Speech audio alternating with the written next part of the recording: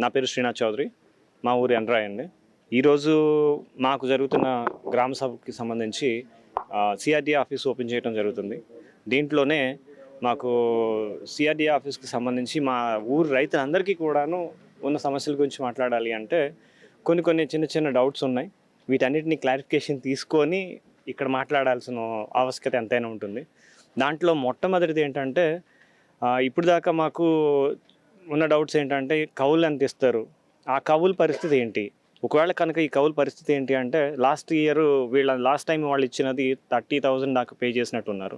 ఈ 30,000 కాకుండా as per the scenario right now ఇప్పుడున్న పరిస్థితుల ప్రకారం, ఎందుకంటే 10 సంవత్సరాల క్రితం జరిగిన దానికి ఈరోజు జరిగిన దానికి కాస్ట్ ఆఫ్ లివింగ్ అంతా పెరిగిపోయి ఉంది. దానికి తగ్గట్టుగా మాకు ఏదైనా ప్యాకేజీని కొంచెం ఇంక్రీజ్ చేయగలిగితే అందరికీ ఉపయోగపడేలాగా ఉంటుంది. అలాగే ఈరోజు ఈ గెజిట్ నోటిఫికేషన్ ఒకటి రిలీజ్ చేయడం జరిగింది. ఈ గెజిట్ నోటిఫికేషన్లో రాజధాని రీజన్ కిందకి రావడం జరిగింది, పరిసర ప్రాంతాల కిందకి మాత్రమే ఉన్నది.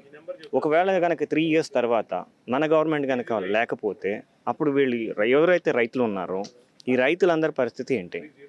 సో దీన్ని గెజిటెడ్ నోటిఫికేషన్లో కనుక మమ్మల్ని కూడా ఇన్వాల్వ్ చేసి ఉన్నట్లయితే మాకు కూడాను కొంచెం బెనిఫిట్ జరిగే అవకాశాలు ఎక్కువ ఉంటాయి. అలాగే వీటితో పాటుగా మాకు రైతులందరూ కూడాను బ్యాంక్స్లో పెట్టుకుని ఉన్నారు. అందరూ కూడా సన్నకారు రైతులే ఉంటారు.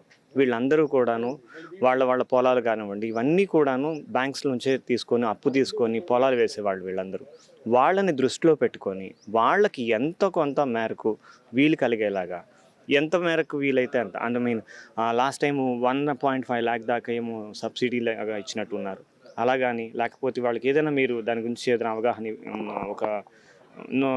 ఒక వర్డ్ చెప్తే బాగుంటుంది అన్నది నేను ఉద్దేశం అండి.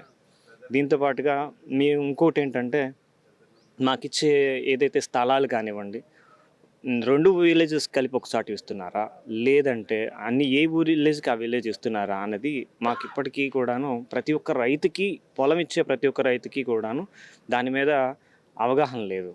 వీళ్ళందరూ కూడా భయపడేది ఏంటంటే మా తాతల నాటి ఆస్తులు ఇస్తున్నాం, దీనికి సంబంధించి మాకంటూ ఒక గ్యారంటీ ఉండాలి కదా అన్న ఉద్దేశం ప్రతి ఒక్క రైతుకి ఉంది. ఒకవేళ కనుక దీని గురించి పూర్తి అవగాహన రైతులకు కల్పించినట్లయితే మా విలేజ్కి సంబంధించిన రైతులు అందరూ కూడా సుముఖంగా వ్యక్తం చేసే పరిస్థితి ఉంటుంది.